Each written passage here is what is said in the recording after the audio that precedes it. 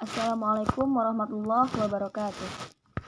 Alhamdulillahilladzi qad akhraja nata'ijal fikri li arbabil hija. Asyhadu an la ilaha illallah wa asyhadu anna Muhammadan abduhu wa rasuluh la nabiyya ba'da. Pertama dan utama sekali, marilah sama-sama kita panjatkan rasa puji dan syukur kehadirat Allah Subhanahu wa taala yang telah melimpahkan rahmat dan karunia-Nya sehingga kita bisa berkumpul bersama pada hari ini. Sholawat berangkaikan salam, tak lupa-lupanya kita haturkan kepada Nabi kita, yakninya Nabi Yuna Muhammad Sallallahu Alaihi Wasallam. Yang saya hormati Ibu Etri Wahyuni MPD selaku dosen pembimbing mata kuliah Bimbingan dan Praktek Ibadah. Selanjutnya, yang saya sayangi rekan-rekan sekalian yang sama-sama sedang menuntut ilmu pengetahuan. Dengan hadirnya saya di sini, izinkan saya untuk menyampaikan ceramah singkat yang berjudul Kewajiban Menuntut Ilmu. Hadirin para penuntut ilmu yang dirahmati Allah. Rasulullah Shallallahu Alaihi Wasallam telah bersabda, "Talabul ilmi fardhatun ala kulli muslimin wa muslimatin."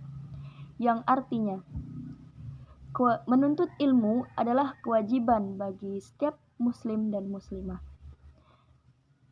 Dari hadis tersebut sudah jelas bahwa sesungguhnya Rasulullah Shallallahu Alaihi Wasallam memerintahkan kepada kita selaku umat muslim untuk menuntut ilmu pengetahuan. Nah, kewajiban menuntut ilmu pengetahuan ini bukan kepada sembarang ilmu.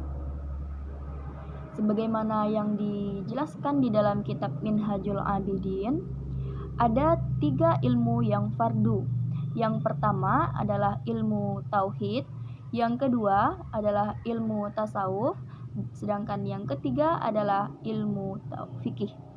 Nah, ilmu tauhid diletakkan pada urutan yang paling pertama karena kita sebagai hamba Allah, sebagai makhluk ciptaan Allah, kita harus mengenal siapa Sang Khalik, siapakah yang sudah menciptakan kita.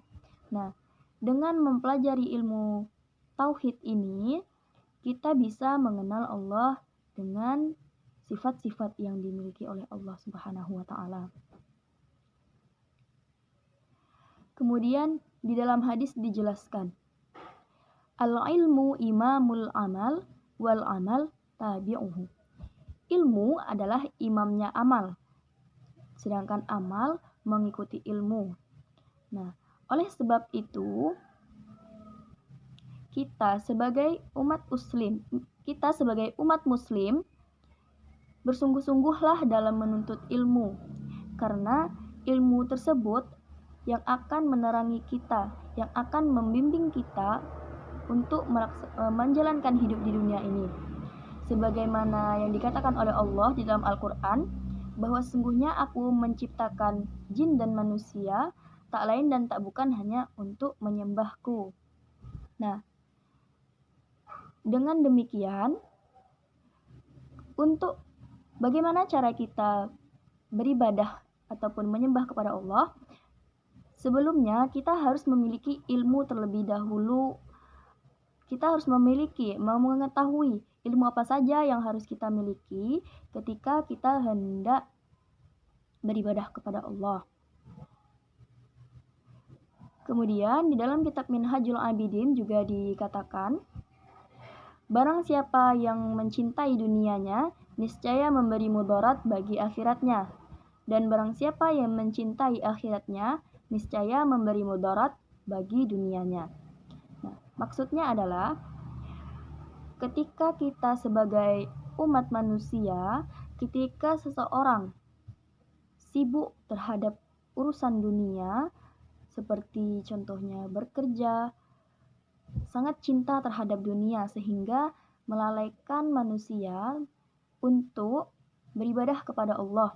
Nah, itu sangat berbahaya. Kenapa? Karena kita hidup di dunia, kita harus menyeimbangkan antara kehidupan dunia dan kehidupan akhirat. Supaya kita mendapatkan kedamaian terhadap keduanya. Kemudian beruntunglah kita sebagai mahasiswa yang mengambil jurusan pendidikan agama Islam. Kenapa demikian? Karena di samping kita menuntut ilmu dunia, kita juga mendapatkan ilmu akhiratnya. Jadi, jangan ada yang berkecil hati ketika kita hanya diterima, saya diterima hanya di jurusan pendidikan agama Islam. Nah, jangan seperti itu.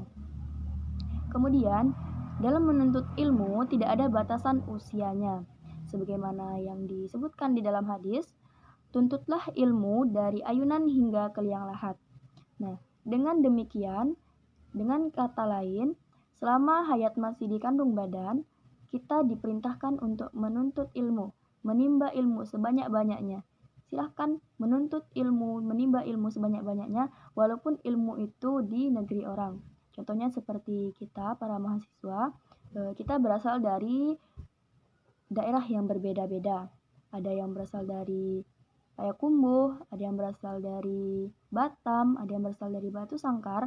Nah, tujuan kita satu, yaitu untuk menuntut ilmu pengetahuan, yang mana kita sama-sama belajar menuntut ilmu di IAIN Bukit Tinggi. Baiklah, hanya sekian yang dapat saya sampaikan. Semoga bermanfaat untuk kita semua dan terkhusus untuk saya sendiri. Saya mohon maaf masih banyak kesalahan dan kekurangan dalam penyampaian ceramah singkat ini.